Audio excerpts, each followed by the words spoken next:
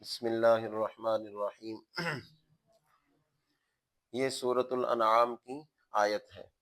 اس میں آپ نے معطوف علیہ اور معطوف کے بارے میں ایک خاص شے پڑھنی ہے، وہ یہ ہے اصل میں یہ جو عبارت ہے فَإِنَّهُ رِجْسٌ او، ٹھیک ہے، او حرف عطف ہے، رجسن یہ معطوف علیہ ہے، اور فسقن اگر او حرف عطف ہے تو یہ معطوف اس کا بنے تو اس کو کیا ہونا چاہیے؟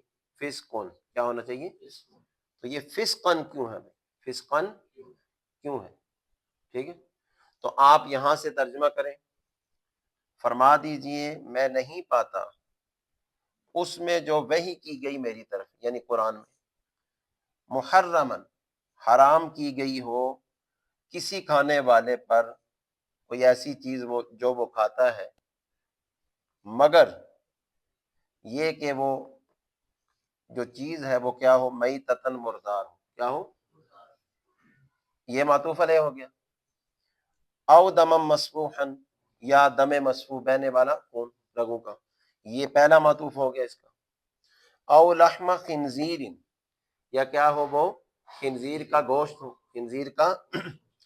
فَإِنَّهُ رِجْسٌ یہ اس کی علت بیان کی ہے کہ یہ خنزیر کا جو گوشت حرام کیا ہے تو اس کی کیا علت ہے؟ کہ یہ نجس ہے، یہ پلیدی ہے۔ کیا ہے؟ پلیدی ہے۔ تو آگے او فسقن کا تعلق اس کے ساتھ نہیں ہے کہ بے شک وہ رجس ہے اور فسق ہے، اور فسق ہے، اس کے ساتھ اس کا تعلق نہیں ہے، بلکہ اس کا تعلق اس کے ساتھ ہے۔ کس کے ساتھ؟ میتتن۔ کس کے ساتھ ہے؟ میتتن کے ساتھ۔ تو معنی یہ ہوگا کہ یہ کہ وہ ہو مردار یا بہنے والا خون یا خنزیر کا گوشت، یا اعلی حضرت نے ترجمہ کیا بے حکمی کا جانور، بے حکمی کا جانور۔ اچھا، بے حکمی کا جانور کون ہے؟ آگے ہے فسقن اہل لغیر اللہ بھی، کہ جس پر ذبح کے وقت اللہ کے غیر کا نام پکارا گیا۔ تو یہ فسقن جو ہے یہ منسوب کیوں ہے؟ کہ اس کا عطف کس پر ہے؟ یہ میتتن پر، اس پر رجسن پر اس کا عطف نہیں ہے۔ ٹھیک ہے، تو یہ مغالطہ اگر لگ جائے اور کوئی بندہ اس کو اسی کا کیا بنا دے؟ معطوف بنا دے، تو پھر اس کے ساتھ معنی کرے، اس کے ساتھ ایک یہ بات۔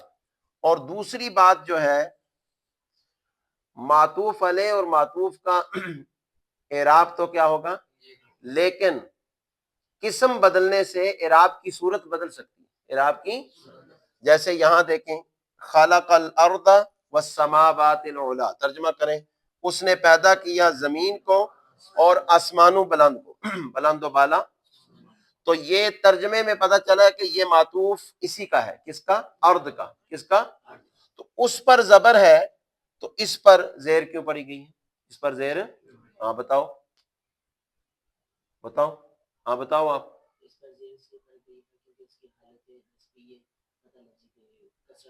کسرہ لفظی کے ساتھ، یہ جمع مؤنث سالم، جمع مؤنث سالم کے حکم میں اس کا جو حالت نسبی ہے وہ کس کے ساتھ ہے؟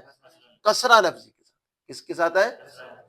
تو یہ معطوف علیہ منصوب کیوں ہے؟ اس کا کیا بن رہا ہے؟ مفعول بھی بن رہا ہے، مفعول۔ اور یہ بھی منصوب ہے لیکن اس کی حالت نسبی کس کے ساتھ ہے؟ کسرہ کے ساتھ۔ کیا ہے؟ کسرہ لفظی کے ساتھ۔ تو یہ دو چیزیں مختصر سی میں نے آپ کو عطف کے قاعدے کے بارے میں بیان کر دی۔ ٹھیک ہے، اللہ تعالیٰ برکت عطا فرمائے۔